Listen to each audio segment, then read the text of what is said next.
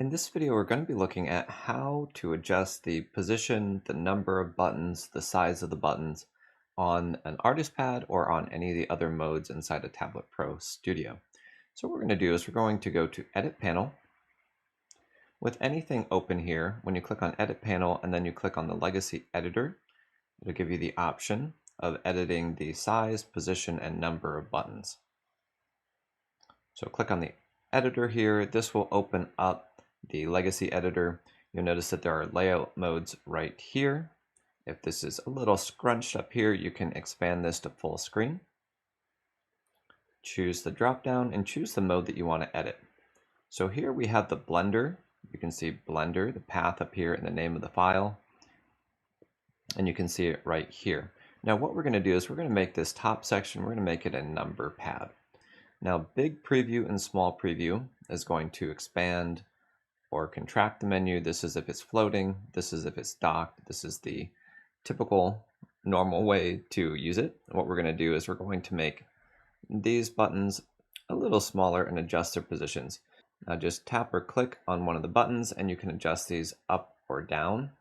Now, what you want to keep in mind, these X position, Y position, this is width and height. So this is the width, this is the height. There is 100 positions available. So if we made two buttons, we put this at position 0, 0, and bring it down halfway and all the way over. This would be 100 width and 50 height. So let's bring this to the front. So we're going to use this button right here, front, and then we can clone it. And I want to point out, if you have this over here next to this side, it will not be clickable. So bring it to the right a little further. Okay, so we're moving over here, and sometimes it's a little bit hard to get these to move to the correct spots just by dragging with your finger. If you click on grid, it will help you align them a little bit easier. Okay, so now we have two buttons. If we make them half the width, 50, clone, 50, you can see how this works. If you want them to be 3 across, then having these as 33. We could have 35, 35, 30.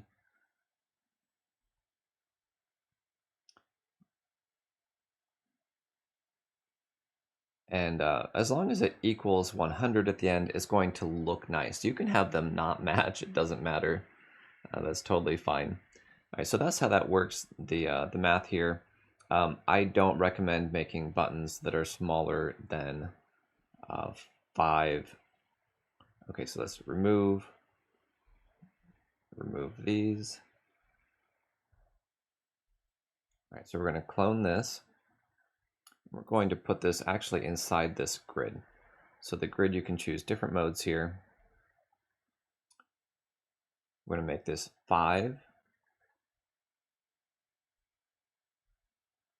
5. So all of these, they're starting at 15 down. They're going down 5 more. The width of these is 33 each.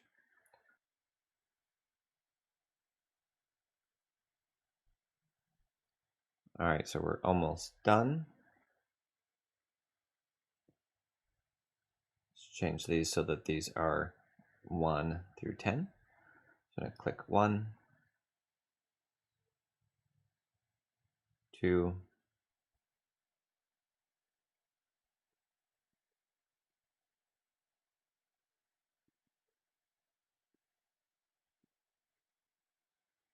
'Let's make this one 0. Let's make this one backspace. BS stands for backspace in this circumstance. And make this one enter.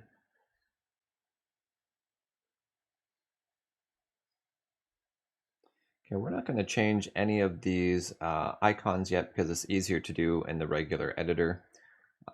and changing the colors easier to do in the mini editor.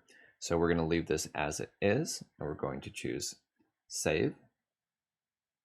So we finished adjusting all of the numbers here, the icons here, and we are done. If you have questions on how to edit any of these buttons or changing the color of the different buttons, watch this Edit a Button video, and that will give you some more instructions on how to use the mini editor. All right, you guys, thank you for watching. I'll see you in the next video.